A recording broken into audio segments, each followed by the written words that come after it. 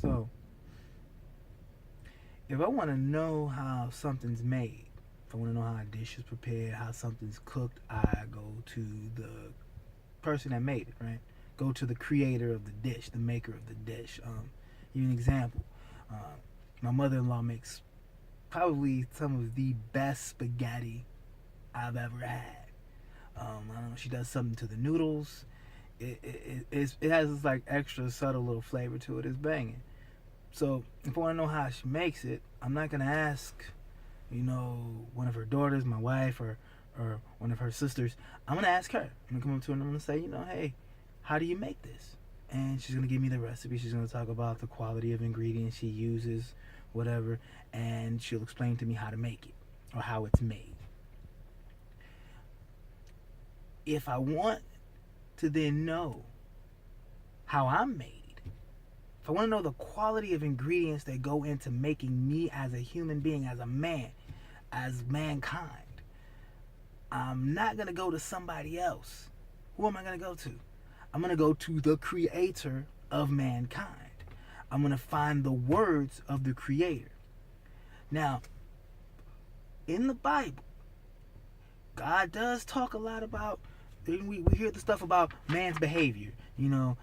This city like Sodom and Gomorrah is a lot of violence or a lot of wickedness, or this person's mind is thinking wicked thoughts, or this person's behaving sinfully, or these people are missing the mark, and these people are doing wrong this way or that way.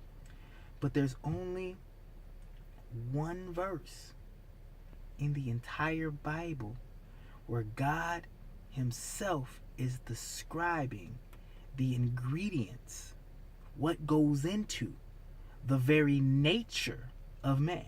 Because the quality of a dish, it really depends on the quality of ingredients. I could have a great recipe, I could have crazy skills in the kitchen, but if I use garbage ingredients, I just have an artfully created piece of junk. So then, that one verse, what is God saying? It's in Genesis.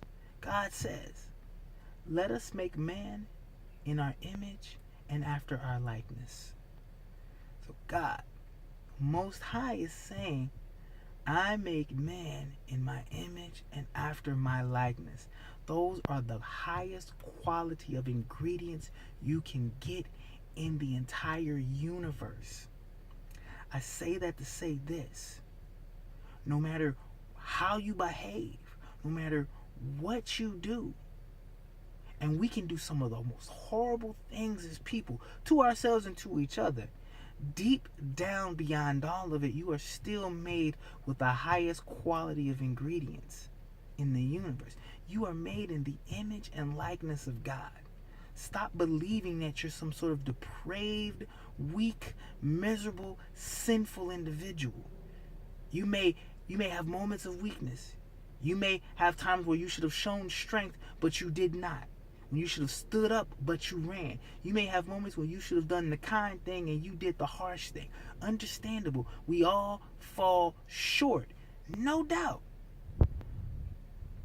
But the problem lies in, if we start believing that that is who we are completely, we are telling tales. We are lying.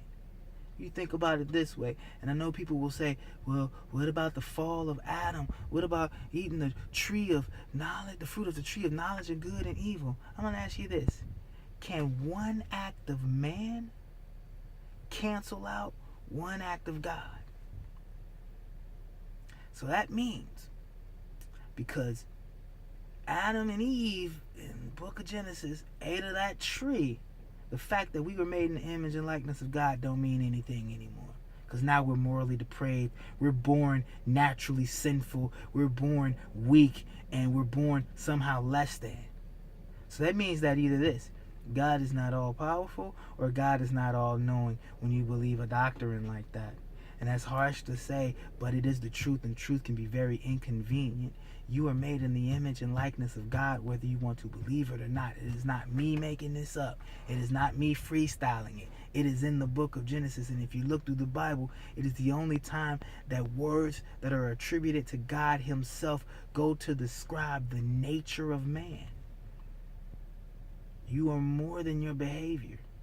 You are more than your actions. You are more than the thoughts in your head. You are the image and likeness of God.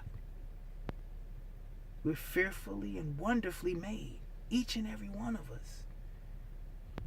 You are not depraved. You are not a moral defect. You are not some miserable sinner. You are the child of God. You are made in His image and likeness. You are made with the highest quality of ingredients. And Christ said what when He described what God was? He said, God is spirit.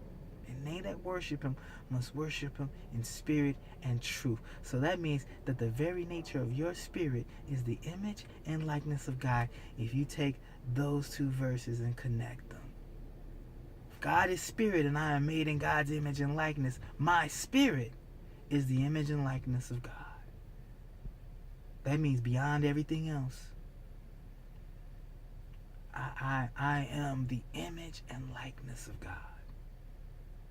Makes you think about yourself a little bit differently when you soak that in.